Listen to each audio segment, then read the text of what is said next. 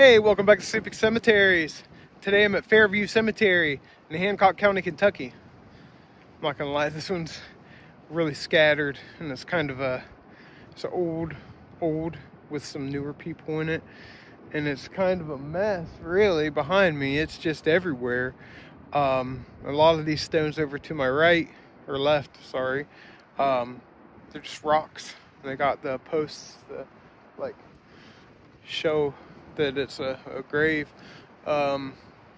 Never been here before, as always. This is more of a discovery exploration. I do plan on coming out with videos in the future, revisiting cemeteries, showing notable people. But right now, let's explore Fairview Cemetery here in Hancock County. As you can see, right up here against the road, right at that intersection, Shadwick Lane, and not sure what the road is that I'm not even off of, but anyways, here's the first pan of the cemetery. It's real scattered, so I'll do my best. I'll really do my best. I don't think I can do this in rows. I might do this in a file that I'll cut up, but we're just going to start right here and work our way back that way.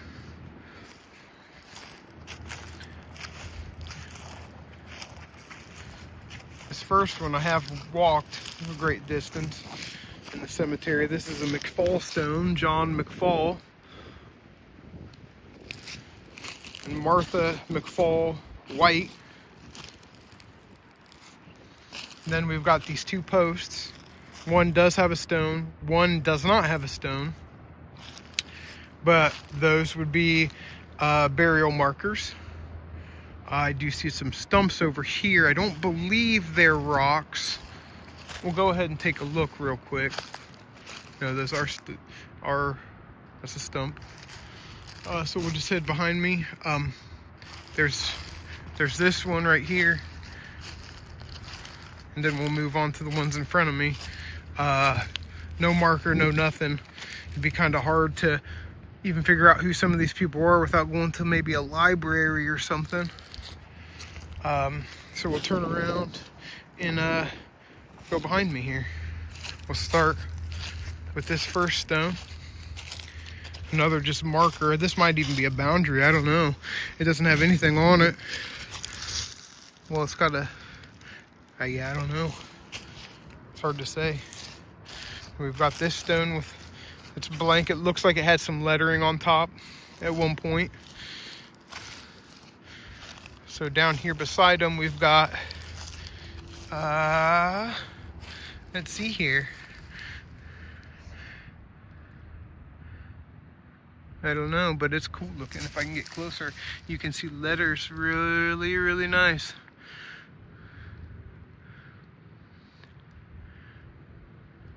Looks like H.M. Hitton might be, it's the wife of. And then down here we've got this just rock slab sandstone that is here as a marker. Where I kneel here to my right, we've got this this one as well. It's just a stone right behind me.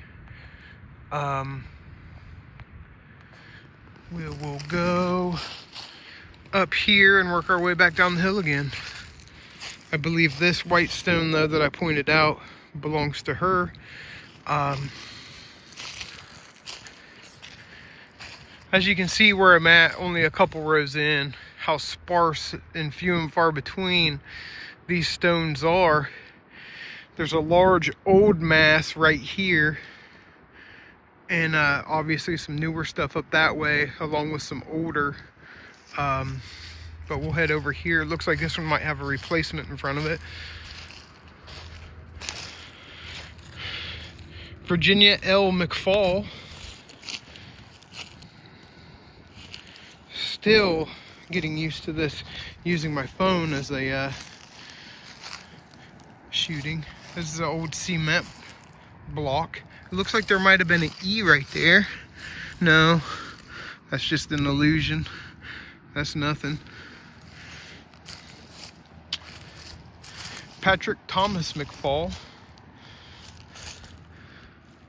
2001. So see, like I said, some of these are relatively new. We'll head down here to these ones. First is just a stone with a PVC pipe marker,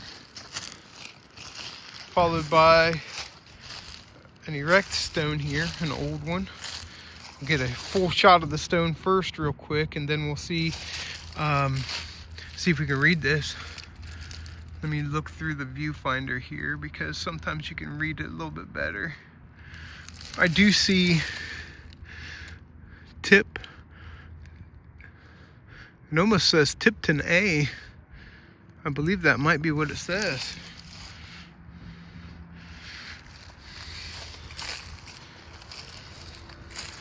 We've got a stone here as well, very similar with the hands. The one beside it had the book, same shape. For, what do we got here? S, Sarah S. Really hard to read how the moss has grown on it. And right here beside Sarah, we've got another stone. Somebody has at least went through and mapped it to an extent with these PVC pipes. I'm just gonna take a step back, kind of go up the hill, but see, I think these correlate with those, so I don't think there is anybody necessarily here. So we'll keep that in mind and take another step back. And we've got these, which are stone slabs with no markings. And we're gonna run this up to a stone closer to the top of the hill. This is going to be legible and fairly new.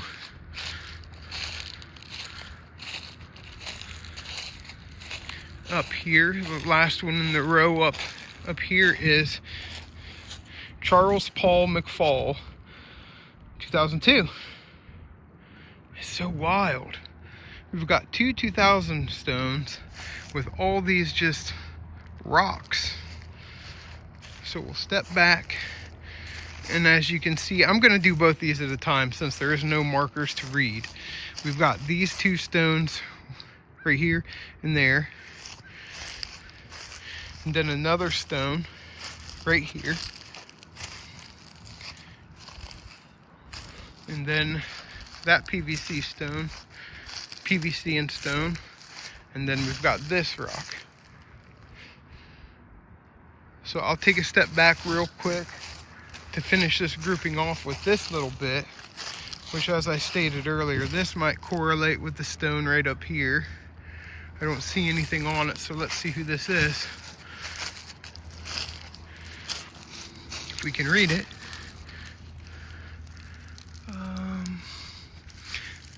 Looks like an S, I don't know. I have no idea. But I just love how stuff does grow up on the stones. It makes it look really cool, at least in my opinion.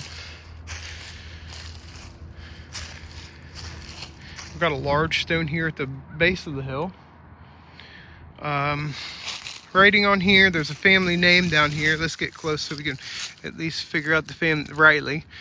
Riley's the family name.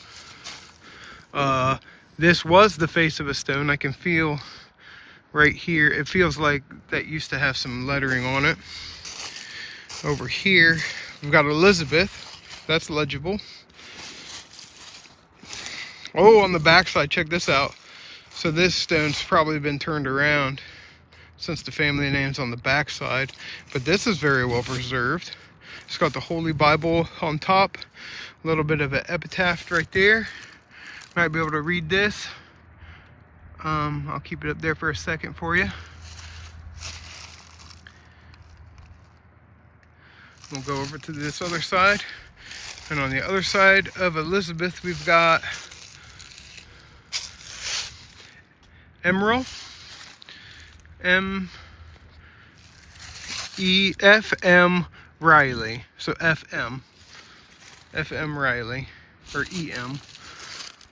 No, it's F. because that's definitely, yeah, FM Riley. So Elizabeth and FM Riley. There's one of their markers as well. I'm gonna walk up here to these before we move on to the rest, but just make note of this large space here beside of us as well.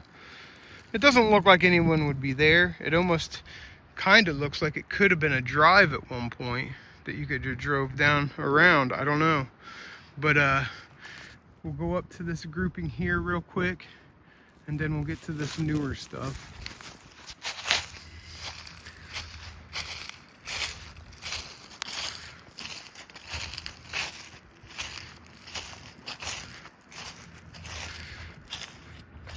We'll do this Nugent stone here first, and it's for Dan and Annie. Beside Dan and Annie, we have this stone. Oh my gosh, I can't get this in the viewfinder. I'm bad at holding this, I'm sorry. It's ELM ELMINA.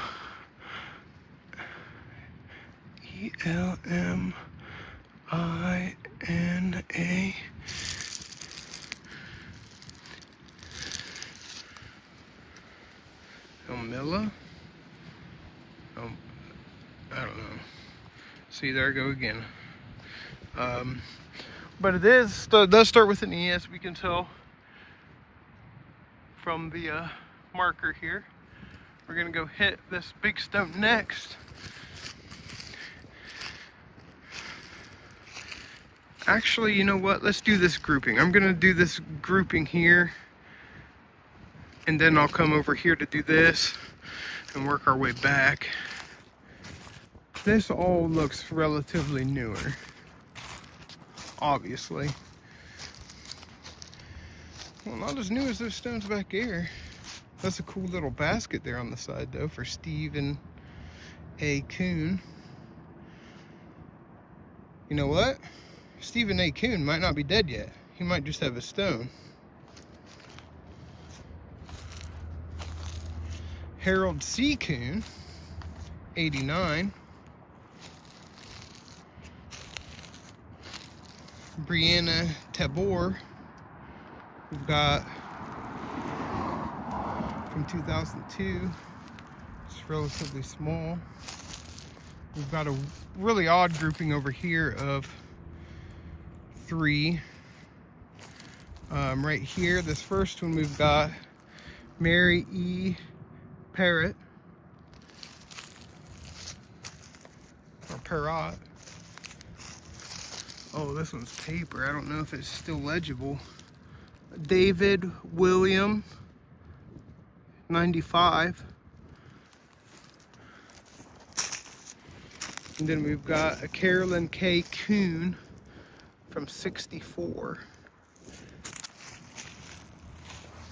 Now we're just gonna slide over here to these next couple, which is, we've got Harold's military marker here, and then we've got Tracy L. Coon at his feet, which is another person who might still be alive. Clara S. Coon, Michaela Ray Coon, which also might still be alive. There's only one date on there as well, 2000. Well, there's flowers. Where there's flowers, most likely maybe she has passed. Trying to debate on where to go next. We'll just keep going this way, and we'll hit this one, because right around this stump we've also got a rock there, a rock there, a rock there. But this one has 2 people on it. James Bright and Sarah Elizabeth, his wife. So 2 of these rocks might be theirs, possibly. I guess kind of do this in rows. Get these stones here and there as well. And then we got the 2 stones there. Now I'm gonna kind of turn around and go back up the hill to this little grouping. Now I'm gonna keep this kind of just as I'm doing it, because this is another just group of stones that have no markings whatsoever and could be affiliated, these 2 at least, but unsure. Now I'm gonna back up over here to this angel beside a Mary leaning up against one another. No marking as to who might be here. It's just the statues. So we will go down here and kind of get all these together and then finish up on top of the hill. Go down here to Robert Finley first. World War II veteran. 88. And he also has a stone up there with his wife. But let's go over here and just double check. This says mom, obviously. With a so this must be stuff for Helen, his wife, along with Robert's military stone. He either A, got married before he went over, or married right when he came back, but in 1942 the war was still going on, so. Then we've got another Finley stone here, Edward and Millie. That's really cool in the middle there. The windows with that urn and the smoke. Might be candles. Just the way it's carved, it reminds me of windows though. We've got another marker here, but I think it's for one of the combs that are up there. And you know what? I haven't done the combs yet, so we'll go ahead and go back to the combs. Infant Ellen E. Combs and William Arthur Combs.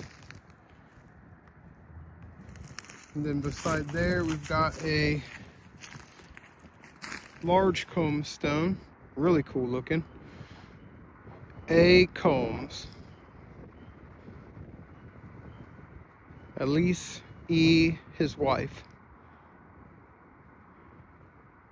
So it's another situation here where I'm sure she has passed since it's 1902, but unfortunately her date was never put on. We'll just go back. We've got the marker here on top, and I'm going to step back. Behind them we have this stone.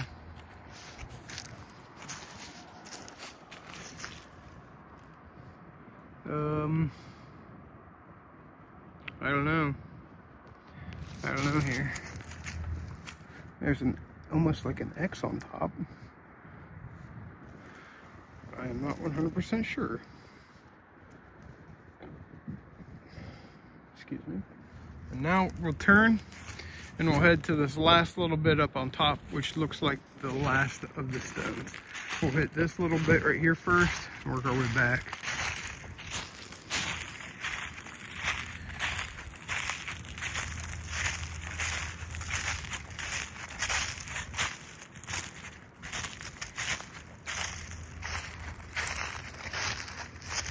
First stone here, we've got Lillard Ray, World War I and II, 1899 to 1951. Wow, he was an older gentleman in World War II, in his late 40s. Then we've got Mary Ann Ray. Just take a couple steps back over here to this stone. newer stone, Masterson. Francis Snyder, 1945. And Richard Robert Masterson. So Francis, like I know in my family, my grandfather's date never got put on, and my father also doesn't have a stone at the moment, so anything could have happened. 1945 till now. Well, she's not pushing 100, so I mean it's very possible. I guess my mom was born around 1945. So Francis is probably still alive. We've got this stone for Coleman Sheeran, 1905 to 1980. And it looks like we've got about 4 more stones left, and I'm just gonna back up here and take a look. This first one's a York stone. It says on the back, Nellie Masterson York. In her 30s, that sucks. We'll check that. Almost looks like a Mustang up there. Carl D. Masterson. Right up here to the last stone. Well, not last stone in this line, for Richard and Ethel Masterson. And another stone I'm just going to kind of back up to.